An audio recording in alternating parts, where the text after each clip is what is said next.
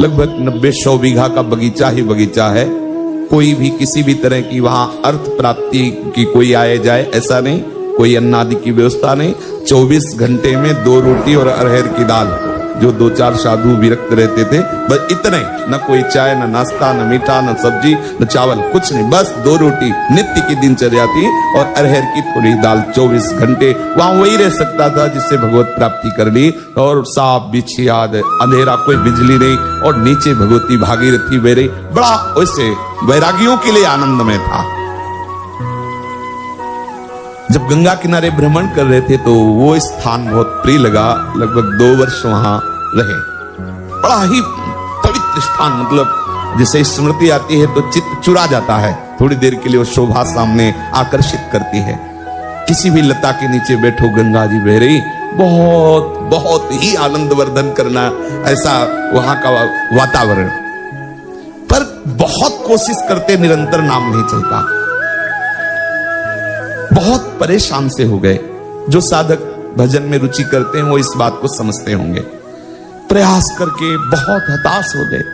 फिर लगा क्या हो सकता है, निरंतरता, क्योंकि दिमाग में बैठ चुका था गुरु प्रताप से एक ही बात है, हर वृत्ति भगवत चिंतन परायण होनी चाहिए। करते करते पता नहीं कहां गोल हो जाता अंतःकरण में, कौन सी वृत्ति कहां, फिर परेशान की कब सुधरेगी। वहां एक चमत्कार हुआ, एक घटना घटी। दोपहर का समय था, टूटा फूटा ऐसे बारंडा, उसी में विश्राम करने को होता था।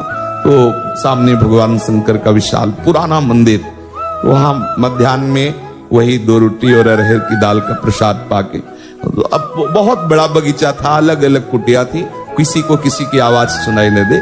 बारंडे में से लेटे हुए थोड़ी ही देर में शरीर जड़ होने लगा।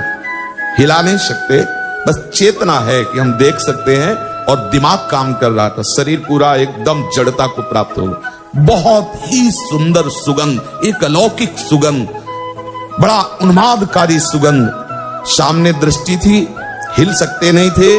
देखा गंगा की धारा से श्वेत वस्त्र धारण किए हुए एक महापुरुष धीरे धीरे आ रहे हैं। आकर के सर को गोद में लिया और कुछ बोल रहे थे। वो गुरुमंत्र की तरह स्वीकार किया।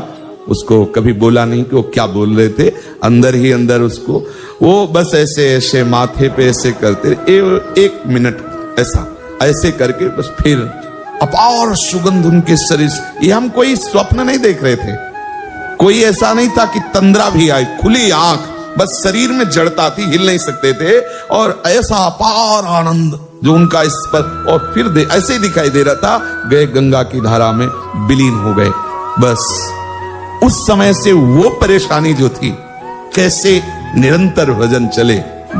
हमने जीवन में देखा है कि ये कोई न कोई रूप लेके आते हैं, और जहां उपासक अटकता है वहां ये पार कर देते हैं।